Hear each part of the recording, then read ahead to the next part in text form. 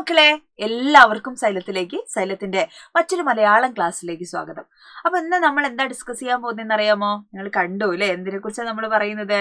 നമ്മളുടെ കേരള പാഠാവലിയാണ് നമ്മൾ ഡിസ്കസ് ചെയ്യാൻ പോകുന്നത് കേട്ടോ. മലയാളം ഫസ്റ്റ്. അപ്പൊ മലയാളം ഫസ്റ്റിലെ അവസാനത്തെ 5ാമത്തെ യൂണിറ്റ് ആണ് ഉലകിനുയരാം ഉണർവുകൾ എന്ന് പറയുന്ന നമ്മളുടെ ലാസ്റ്റ് യൂണിറ്റ്. അപ്പൊ ഇതിൽ ആകെ 2 പാഠഭാഗങ്ങളെ നമുക്ക് പഠിക്കാനുള്ളൂ കേട്ടോ. അപ്പൊ ആ 2 പാഠഭാഗങ്ങൾ പഠിക്കുന്നതിന് മുമ്പ് നമുക്ക് എന്താണ് ഈ യൂണിറ്റ് എന്നറിയണം. യൂണിറ്റിന്റെ പ്രവേശികമായിട്ട് സഹോദരൻ അയ്യപ്പൻ എഴുതിയ ഒരു കവിതയാണ് തന്നിരിക്കുന്നത്. അപ്പൊ ആ കവിത പഠിക്കണം, യൂണിറ്റിനെ കുറിച്ച് പ്രവേശകത്തെ കുറിച്ചൊക്കെ നമുക്ക് പഠിക്കണം. അപ്പൊ അതിൽ നിന്നും ചോദ്യങ്ങൾ വരും, നമുക്ക് അറിയാലോ അല്ലെ. പാഠഭാഗങ്ങൾ മാത്രമല്ല, യൂണിറ്റും ആ യൂണിറ്റിന്റെ എഴുത്തുകാരനും പ്രവേശകവും ഒക്കെ എന്താണ് അവരുടെ ചോദ്യരൂപങ്ങൾ തന്നെയാണ്. ഓക്കെ, അപ്പൊ നമുക്ക് എന്ത് ചെയ്യാം, നമുക്ക് എന്താണ് ഈ ഒരു യൂണിറ്റ് അല്ലെ, എന്തിനെ കുറിച്ചാണ് ഈ ഒരു യൂണിറ്റിൽ പഠിക്കുന്നതെന്ന് നോക്കാം. അപ്പൊ നമ്മൾ കഴിഞ്ഞ 4 യൂണിറ്റുകളിലായിട്ട് മനുഷ്യ മൂല്യങ്ങളെ കുറിച്ച്, സംസ്കാരത്തെ കുറിച്ച്, സത്യങ്ങളെ കുറിച്ച്, സ്വാതന്ത്ര്യത്തെ കുറിച്ച് അല്ലെ, കഥയിലും കവിതയിലും നോവലിലൂടെ ഒക്കെ കുറെ കാര്യങ്ങൾ എന്ത് ചെയ്തു നമ്മൾ പഠിച്ചിട്ടുണ്ട് അല്ലെ. അപ്പൊ ഈ ഒരു യൂണിറ്റിൽ നമ്മൾ പഠിക്കുന്നത് ശാസ്ത്രത്തെ കുറിച്ചാണ്. എങ്ങനെയുള്ള ശാസ്ത്രത്തെ കുറിച്ചാണ് പഠിക്കുന്നത്? മനുഷ്യന്റെ പുരോഗതിയെ കുറിച്ച് അല്ലെ, മനുഷ്യനെ പുരോഗതിയിലേക്ക് നയിച്ചിരിക്കുന്ന ശാസ്ത്രത്തിലെ മനുഷ്യൻ ഇന്നേ വരെ നേടിയിട്ടുള്ള എല്ലാ തരത്തിലുള്ള നേട്ടങ്ങളെയും അല്ലെങ്കിൽ പുരോഗമനങ്ങളെയും ഒക്കെ എന്താണ് ആ പുരോഗമനങ്ങളിലേക്ക് എത്തിച്ചിട്ടുള്ളത് എന്താണ്? ശാസ്ത്രമാണ് അല്ലെ. നമ്മൾ പല തെറ്റായ ധാരണകളിൽ നിന്നും പല യാഥാർത്ഥ്യങ്ങളിലേക്ക്, സത്യങ്ങളിലേക്ക് മനുഷ്യനെ കൊണ്ടുപോയിട്ടുള്ള എന്താണ്? ശാസ്ത്രമാണ് അല്ലെ. ശാസ്ത്രത്തിന്റെ തിരിച്ചറിവാണ്, ശാസ്ത്രത്തിലൂടെ ഉണ്ടായിട്ടുള്ള തിരിച്ചറിവുകളാണ് അല്ലെ. അപ്പൊ അങ്ങനെ ആ ശാസ്ത്രത്തെ അല്ലെങ്കിൽ മനുഷ്യന്റെ ഉള്ളിലുള്ള അല്ലെ മാറ്റങ്ങൾ, അല്ലെങ്കിൽ മനുഷ്യ സമൂഹത്തിന്റെ മാറ്റങ്ങളെ മുൻപിലേക്ക് കൊണ്ടുവന്നിട്ടുള്ള ശാസ്ത്രത്തെ അടിസ്ഥാനമാക്കിയിട്ടുള്ള 2 പാഠഭാഗങ്ങളാണെന്ന് പ്രയാണം എന്ന് പറയുന്ന കവിതയും രണ്ടാമത്തത് നരബലി എന്ന് പറയുന്ന കഥയുമാണ് ഈ ഒരു യൂണിറ്റിൽ നമുക്ക് ഉൾപ്പെടുത്തിയിട്ടുള്ള 2 പാഠഭാഗങ്ങൾ എന്ന് പറയുന്നത്. ഓക്കെ, അപ്പോൾ ടീച്ചർ ഓൾറെഡി പറഞ്ഞു, സയൻസ് ദശകം എന്ന് പറയുന്ന സഹോദരൻ അയ്യപ്പൻ എഴുതിയ ഒരു കവിതയിലെ ഭാഗമാണ് നമുക്ക് തന്നിരിക്കുന്ന പ്രവേശകം അല്ലെ, പ്രവേശകമായി തന്നിരിക്കുന്ന കവിത എന്ന് പറയുന്നത് അല്ലെ. അപ്പൊ നോക്കൂ നിങ്ങള്, എന്താ ഇവിടെ ഉലകിൻ ഉയരാം ഉണർവുകൾ എന്നാണ് പറയുന്നത് അല്ലെ. എന്താണ് ഉലക് എന്ന് പറഞ്ഞാൽ? എന്താണെടാ ഉലക് എന്ന് പറഞ്ഞു കഴിഞ്ഞാൽ ലോകം എന്നാണ് അർത്ഥം അല്ലെ. അപ്പൊ ലോകം, ഉലകിന്റെ ഉയിര് അല്ലെ, ജീവനാകുന്ന ഉണർവുകൾ, തിരിച്ചറിവുകളാണ് അല്ലെ. ഉലകിന്റെ ഉയിരായ ജീവനായിട്ടുള്ള ശക്തികൾ, ഉണർവുകൾ ഏതൊക്കെയാണ്? തീർച്ചയായും അത് നമ്മളുടെ ശാസ്ത്രീയമായ ശാസ്ത്ര ലോകമാണ് അല്ലെ, ശാസ്ത്രത്തിന്റെ നേട്ടങ്ങളാണെന്ന് പറയാം അല്ലെ. അപ്പൊ പ്രധാനമായും മനുഷ്യന്റെ അല്ലെങ്കിൽ ലോകത്തിന്റെ യാത്ര അല്ലെ, മനുഷ്യ രാശിക്ക് സമ്മാനിച്ചിട്ടുള്ള അല്ലെ എന്താ പറയാ ശാസ്ത്രീയമായിട്ടുള്ള ആ ഒരു പുരോഗതി തന്നെയാണ് മനുഷ്യൻ. നമ്മൾ പണ്ട് ജീവിച്ച പോലെയാണ് ഇപ്പൊ ജീവിക്കുന്നത്. പണ്ട് നമ്മൾ കാട്ടില് പഴമൊക്കെ പറിച്ച് പച്ചമാംസമൊക്കെ തിന്ന് നടന്നിരുന്ന ഒരു തലമുറ ഉണ്ടായിരുന്നു അല്ലെ. അതിൽ നിന്ന് വളർന്നാണ് ഇന്ന് നമ്മൾ പറയുന്ന റോബോട്ടിക്സിന്റെയും നാനോ ടെക്നോളജിയുടെ ഒക്കെ കാലത്താണ് ഇന്ന് നമ്മൾ ജീവിക്കുന്നത് അല്ലെ. അത്രയധികം എന്ത് ചെയ്തിരിക്കുന്നു കാലം അല്ലെ, ശാസ്ത്രം മാറിയിരിക്കുന്നു എന്നുള്ളതാണ്. ഇപ്പൊ നമ്മൾ ദൂരെ ഇരുന്നിട്ടാണ് പഠിക്കുന്നത് അല്ലെ. ആ വിവര സാങ്കേതിക വിദ്യയുടെ ഒക്കെ വളർച്ച കൊണ്ടാണ് അല്ലെ ദൂരെ ഇരുന്ന് പല വീടുകളിലിരുന്ന് നമ്മൾ എന്തെങ്കിലും സ്വപ്നം കണ്ട കാര്യമാണ് അത് നമ്മൾ എങ്ങനെ ഒന്നിച്ച് പഠിക്കുന്നൊക്കെ ഉള്ളത് അല്ല അല്ലെ. അപ്പൊ അതേപോലെയാണ് എന്ത് ചെയ്യുന്നത് മനുഷ്യന്റെ ഈ ഇന്ന് കാണുന്ന പുരോഗതിയിലേക്കുള്ള മനുഷ്യന്റെ യാത്രയിൽ എന്താണ് ശാസ്ത്രം എന്ന് പറയുന്നത് വളരെയധികം പ്രാധാന്യമുള്ള ഒന്നാണ് നമ്മൾ മനസ്സിലാക്കണം. ഓക്കെ, അപ്പൊ ഉലകിൻ ഉയരാം ഉണർവുകൾ എന്നാണ് നമ്മളുടെ പാഠഭാഗത്തിന്റെ പേര്. അപ്പോ ശാസ്ത്രം ലോകത്തിന് സമ്മാനിച്ചിട്ടുള്ള, അപ്പൊ എന്താണ് ഈ യൂണിറ്റ് എന്ന് ചോദിച്ചു കഴിഞ്ഞാല് ശാസ്ത്രലോകം എന്താണ് ശാസ്ത്രം അല്ലെ ലോകത്തിന് സമ്മാനിച്ചിട്ടുള്ള അല്ലെ നേട്ടങ്ങളെ കുറിച്ചാണ് എന്ത് ചെയ്യുന്നത് ഈ യൂണിറ്റിൽ ചർച്ച ചെയ്യുന്നത്. അങ്ങനത്തെ 2 പാഠഭാഗങ്ങളാണ്. ഒന്ന് പ്രയാണം എന്ന് പറയുന്ന കവിതയാണ്, ഓൾറെഡി ടീച്ചർ പറഞ്ഞു കവിതയാണ്. രണ്ടാമത്തെ എന്താണ് വയലാർ രാമവർമ്മയാണ് ഈ കവിത എഴുതിയിരിക്കുന്നത്. രണ്ടാമത്തത് നരബലി എന്ന് പറയുന്ന കഥയാണ്. ഒരു മറാഠി ശാസ്ത്രകഥയുടെ വിവർത്തനമാണ് കേട്ടെ. മറാഠിയിൽ എഴുതിയ ശാസ്ത്രകഥയുടെ വിവർത്തനമാണ്. ഇത് മലയാളത്തിൽ എഴുതിയിട്ടുള്ളത് കാളിയത്ത് ദാമോദരൻ എന്ന് പറയുന്ന എഴുത്തുകാരനാണ്. അപ്പൊ ഇങ്ങനെ 2 പാഠഭാഗങ്ങളാണ് ഈ യൂണിറ്റിൽ നമുക്ക് പഠിക്കാനുള്ളത്. ആ പാഠഭാഗങ്ങളൊക്കെ കുറച്ച് വലിയ പാഠമാണ് അല്ലെ, പക്ഷെ എങ്കിലും അടിപൊളിയായിട്ട് നമുക്ക് പഠിക്കണം. അപ്പൊ ഇന്ന് നമ്മൾ പഠിക്കാൻ പോകുന്നത് എന്താണ്? ഉലകിനുയരാം ഉണർവുകൾ എന്ന് പറയുന്ന യൂണിറ്റിന്റെ പ്രവേശകമാണ് നമ്മൾ പഠിക്കുന്നത്. അത് സയൻസ് ദശകം എന്ന് പറയുന്ന സഹോദരൻ അയ്യപ്പന്റെ കവിതയിലുള്ള ഒരു ഭാഗമാണ് നമ്മൾ പറഞ്ഞു അല്ലെ. ഒന്ന് ടീച്ചർ ഒന്ന് വായിക്കാം അത്. കോടി സൂര്യൻ ഉദിച്ചാലും ഒഴിയാത്തൊരു കൂരിരുൾ തുരന്ന് സത്യം കാണിക്കും സയൻസിന് തൊഴുന്നു ഞാൻ. വെളിച്ചം, മിന്നൽ, ചൂടൊച്ച ഇവയ്ക്കുള്ളിൽ മറഞ്ഞിടും അത്ഭുതങ്ങൾ വെളിക്കാക്കും സയൻസിന് തൊഴുന്നു ഞാൻ അല്ലെ. അപ്പൊ സയൻസിനെ തൊഴുന്ന, ശാസ്ത്രലോകത്തിന് തൊഴുന്ന കവിയാണ് ഈ വരികളിൽ നമ്മൾ കാണുന്നത്. അപ്പൊ നമുക്ക് നോക്കാം അല്ലെ എന്താണ് കവിയുടെ പറയുന്നത് നമുക്ക് നോക്കാം. അപ്പൊ എന്താ പറയുന്നത്? കോടി സൂര്യൻ ഉദിച്ചാലും ഒഴിയാത്തൊരു കൂരിരുൾ എന്നാണ്. ഏത് കൂരിരുളാണ് ഇവിടെ സൂചിപ്പിക്കുന്നത്? കോടിക്കണക്കിന് അല്ലെ, എണ്ണമില്ലാത്ത അത്രയും സൂര്യൻ ഉദിച്ചാലും ഒരു സൂര്യൻ തന്നെ മതി നമ്മളെ മുഴുവൻ ഭൂമി മുഴുവൻ പ്രകാശത്തിലാക്കാം അല്ലെ. അങ്ങനെയുള്ള കോടിക്കണക്കിന് സൂര്യൻ ഉദിച്ചു കഴിഞ്ഞാലും വെളിച്ചം എത്താത്ത കൂരിരുൾ പരക്കുന്ന ചില ഇടങ്ങളുണ്ട്. എന്തിനാണ് സൂചിപ്പിക്കുന്നത്? മനുഷ്യർക്കുള്ളിലുള്ള അന്ധവിശ്വാസത്തെയും അല്ലെ അതേപോലെ എന്താണ് അജ്ഞതയെ അല്ലെ അറിവില്ലായ്മയുമാണ് എന്ത് ചെയ്യുന്നത് കവി ഇവിടെ സൂചിപ്പിക്കുന്നത്. അപ്പൊ നമ്മുടെ നാട്ടിൽ തന്നെ പലതരത്തിലുള്ള അന്ധവിശ്വാസങ്ങൾ അല്ലെ ജാതീയമായിട്ടുള്ള അസമത്വങ്ങൾ അങ്ങനെ പല കാര്യങ്ങളും നമ്മുടെ നാട്ടിൽ തന്നെ ഉണ്ട്. നമുക്ക് തന്നെ അറിയാം, എന്നും നിലനിൽക്കുന്നുണ്ട് അല്ലെ. അപ്പൊ ടീച്ചർ അത് പറയുന്നില്ല, പറയാതെ തന്നെ നിങ്ങൾക്ക് ഊഹിക്കാം അല്ലെ. എന്തൊക്കെ ഒന്ന് സിമ്പിൾ ആയിട്ട് പറയുകയാണെങ്കിൽ ഇപ്പോഴും അല്ലെ സയൻസിലൊക്കെ വിശ്വസിക്കുന്ന ആളാണ് അല്ലെ, ദൈവത്തിലൊന്നും വല്ലാതെ എന്താ പറയാ അന്ധമായിട്ടുള്ള വിശ്വാസമൊന്നും ഇല്ലാത്ത ഒരാളാണെങ്കിൽ പോലും ഞാനിപ്പോഴും നടന്നു വരുന്ന വഴിക്ക് ഒരു മൈനേനെ കണ്ടു കഴിഞ്ഞാൽ അയ്യോ അടുത്ത മൈന എവിടെ എന്ന് അന്വേഷിക്കുന്ന ഒരാളാണ് ഞാൻ. സ്വാഭാവികമായിട്ട് എന്ത് ചെയ്യണോ നമ്മളൊക്കെ ഉള്ളിൽ ഇത്തരത്തിലുള്ള കുഞ്ഞു കുഞ്ഞു കാര്യങ്ങളുണ്ട്, അതിലൊന്നും യാതൊരു ലോജിക്കില്ല എന്ന് നമുക്ക് അറിയാമെങ്കിൽ പോലും ഇത്തരത്തിലുള്ള പല തരത്തിലുള്ള അന്ധമായ വിശ്വാസങ്ങൾ നമ്മുടെ നാട്ടില് അല്ലെ ഇന്നും അരങ്ങേറുന്നു എന്നുള്ളതാണ്. മനുഷ്യനെ തന്നെ ഇല്ലാതാക്കുന്ന തരത്തില് നരബലിയെക്കുറിച്ചൊക്കെ നമ്മൾക്ക് ഒരു പാഠം പഠിക്കാനുണ്ടെങ്കിൽ പോലും അല്ലെ വർഷങ്ങൾക്ക് മുമ്പ് എന്താണ് ഇവിടെ 2-3 വർഷങ്ങൾ മുമ്പ് കേരളത്തെ മുഴുവൻ ഞെട്ടിച്ചിട്ടുള്ള നരബലിയെ കുറിച്ചൊക്കെ നമ്മൾ കേട്ടിട്ടുണ്ട്. അപ്പൊ ഇങ്ങനെ ലോകത്തെമ്പായിടത്തും പല തരത്തിലുള്ള ഈ പറയുന്ന അന്ധമായ വിശ്വാസങ്ങൾ ഇന്നും എന്ത് ചെയ്യുന്നുണ്ട്. ശാസ്ത്രം അങ്ങ് പുരോഗതിയുടെ നെറുകയിൽ എത്തിയിട്ടുണ്ടെങ്കിൽ പോലും ഇന്നും എന്താണ് ഇത്തരത്തിലുള്ള അന്ധമായ വിശ്വാസങ്ങളൊക്കെ നമ്മുടെ നാട്ടിലും അല്ലെ ചുറ്റുപാടും ഒക്കെ നടക്കുന്നുണ്ട് എന്നുള്ളതാണ്. അതേപോലെ അജ്ഞത അറിവില്ലായ്മയും എന്താണ് ഒരു കാര്യത്തെ കുറിച്ചുള്ള പകുതി മാത്രമുള്ള അറിവാണ് അല്ലെ, അത് വെച്ചിട്ടുള്ള മനുഷ്യരുടെ എന്താണ് ശാസ്ത്രലോകത്തെ പിടിച്ചടക്കി എന്ന തരത്തിലുള്ള മനുഷ്യരുടെ ചെയ്തികളും നമ്മൾ പുതിയ കാലത്ത് കാണുന്നതാണ് അല്ലെ.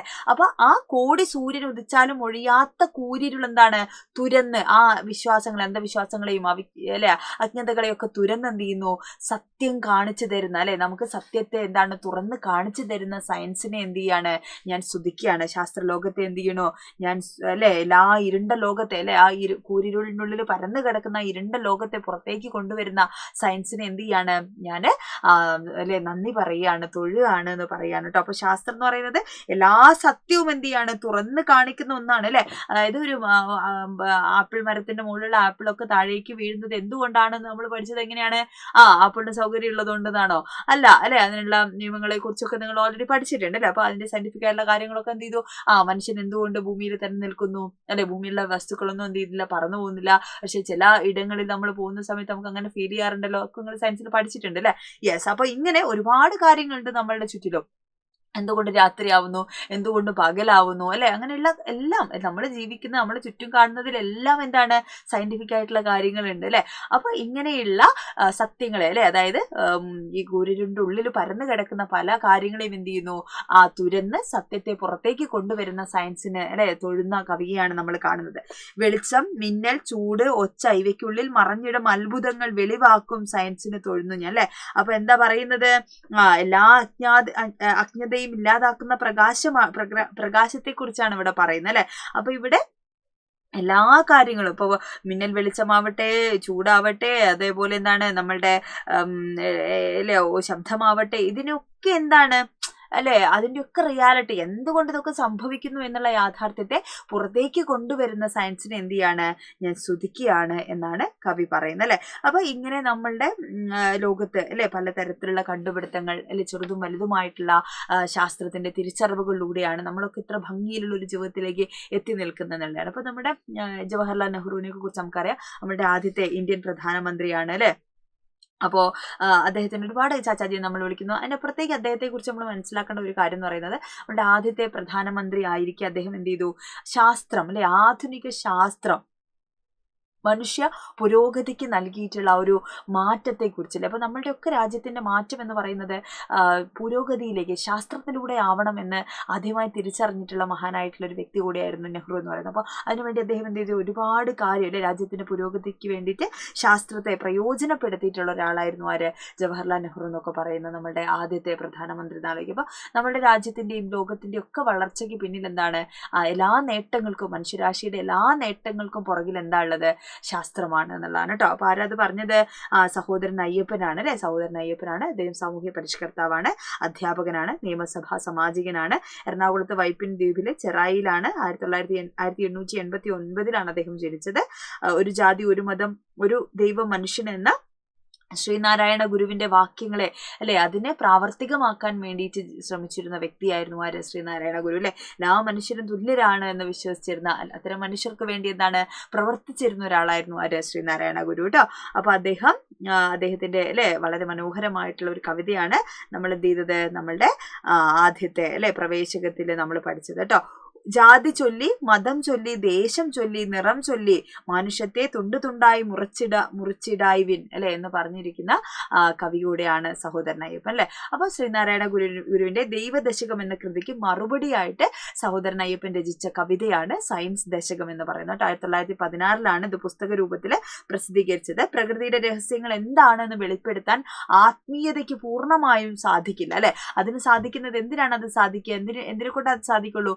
സയൻസിനെ കൊണ്ടേ അത് സാധിക്കുകയുള്ളൂ എന്ന് പറയുന്ന ശാസ്ത്രത്തിന്റെ അല്ലെ അതിന്റെ ഒരു എന്താ പറയുക പ്രാധാന്യത്തെ വിളിച്ചു പറയുന്ന വരികളാണ് അല്ലെ. കോടി സൂര്യൻ ഉദിച്ചാലും ഒഴിയാത്ത കൂരിരുൾ തുരന്ന് സത്യം കാണിക്കും സയൻസിന് തൊഴുന്നു ഞാൻ എന്ന് പറഞ്ഞിരിക്കുന്ന കവിയാണ് കേട്ടോ.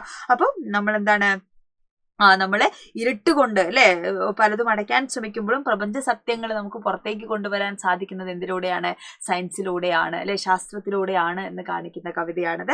അപ്പൊ നമ്മുടെയൊക്കെ ജീവിതത്തിൽ എന്താണ് സയൻസിന് എത്രത്തോളം ശാസ്ത്രത്തിന് സ്വാധീനമുണ്ട് എന്ന് ഈ ഒരു കവിതയിലൂടെ എന്ത് ചെയ്യാണ് നമ്മളുടെ സഹോദരൻ അയ്യപ്പൻ തുറന്ന് കാണിക്കുകയാണ്. അപ്പൊ ഈ ഒരു അല്ലെ യൂണിറ്റ് എന്ന് പറയുന്നത് ഇങ്ങനെ ശാസ്ത്രത്തിലൂടെ മനുഷ്യൻ നേടിയിട്ടുള്ള നേട്ടങ്ങളെ കുറിച്ച് അല്ലെ പുരോഗതിയെ കുറിച്ചുള്ള പാഠഭാഗങ്ങളാണ്. അപ്പൊ ആദ്യത്തെ പാഠം എന്ന് പറയുന്നത് എന്താണ്? നരബലി അല്ലെ. ആദ്യത്തെ പാഠം പ്രയാണം എന്ന് പറയുന്ന കവിതയാണ്.